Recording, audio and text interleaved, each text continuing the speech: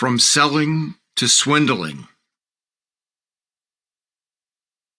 As Castleberry and Mittinger secured total control over Neutralite's sales and marketing in September 1945, Renborg's role in the MLM Genesis fable was more or less completed as the fated company owner and producer of the product used in the original MLM plan. The plan was put in place involving the, quote, endless sales chain, multiple ranks, volume purchase quotas to remain qualified for cuts, basing cuts on recruits' purchases, and the formulation of commission payments so the majority were passed directly upward to the top 1 to 4%.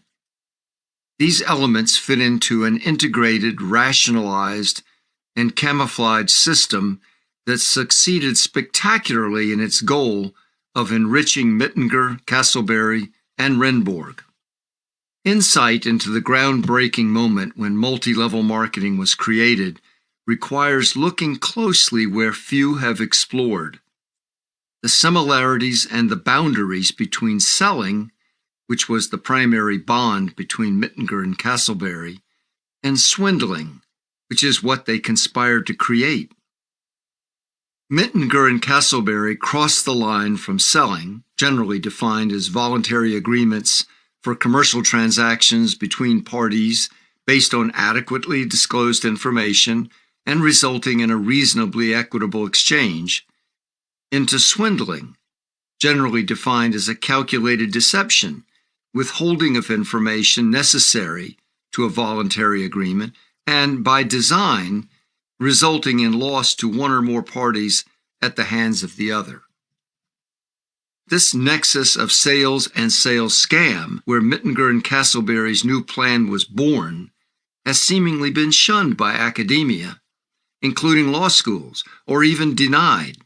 This despite the obvious similarities to pyramid fraud and the many prosecutions, warnings, and rules that have surrounded the field of multi-level marketing.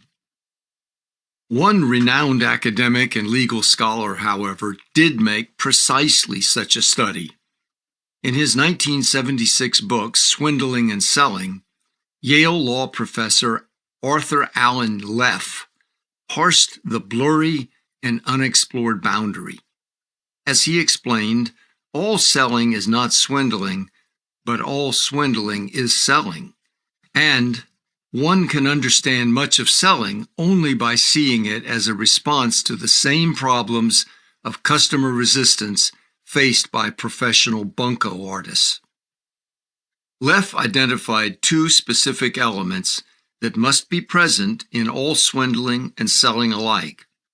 These are the need to show, 1, an explanation of an external source for the alleged benefit to the customer in a sale or to the mark in a swindle, and 2, an explanation that both parties are needed for the supposedly advantageous transaction in which both will benefit by agreeing to do the deal together.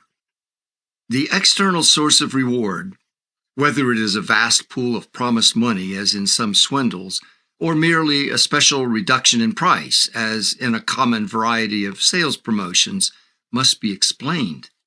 Where does the money or the savings come from?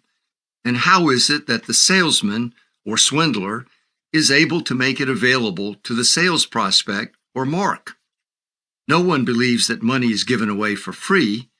In sales, the bargain might be portrayed, for example, as, quote, limited time, implying that the regular prices paid by the unfortunate later buyers provide the funding for the discounts today's wise or lucky buyer could enjoy.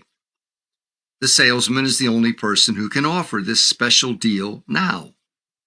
In a swindle, a similar claim must be established to explain how the swindler is able to make the offer and how the mark benefits financially by getting into the deal with the swindler. Leff acknowledged that few people in sales schemes and sales-related swindles, quote, know what they are doing and why they are doing it, a justification he made for writing his book.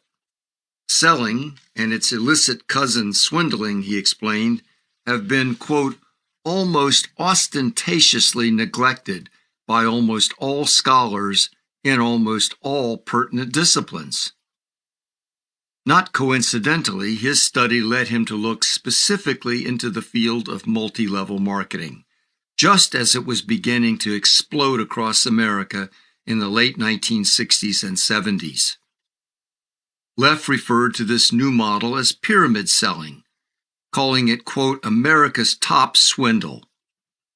He worked as a consultant to the U.S. Federal Trade Commission, which had just begun to recognize the spread of MLM and had begun to prosecute them.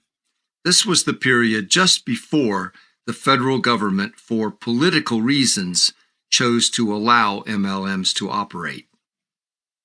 Leff unequivocally defined pyramid selling, aka multi-level marketing, as a swindle and a, quote, big con, also called a long con.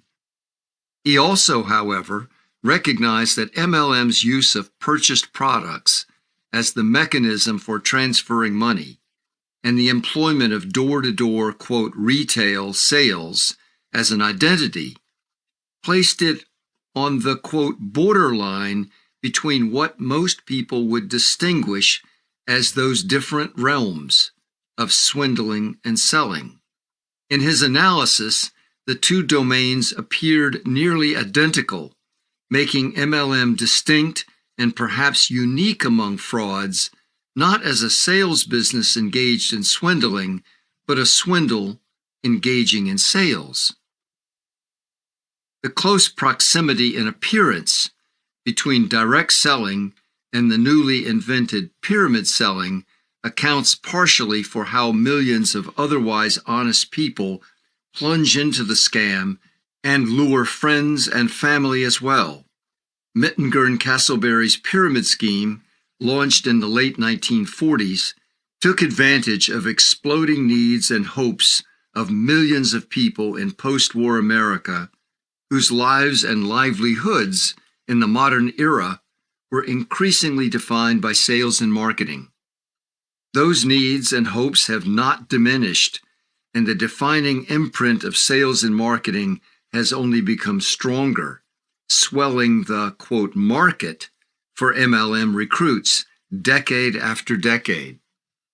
As Leff noted, in swindling, as in selling too, but more important in the swindler needs to show that he needs the mark in order to gain a benefit for himself. He cannot just claim to already have access to funds that he could enjoy on his own, but capriciously chooses to share. He must show that the mark's participation is necessary for his own benefit and for the mark's. In selling, the benefits to the seller are often self-evident, but the rationale for offering a discount or a bargain must be declared by the seller, so the seller is shown to be benefiting even while reducing his own profit. The pyramid selling scheme Mittinger and Castleberry invented promised a stupendous benefit to the mark, the potential of, quote, unlimited income to each and every new recruit.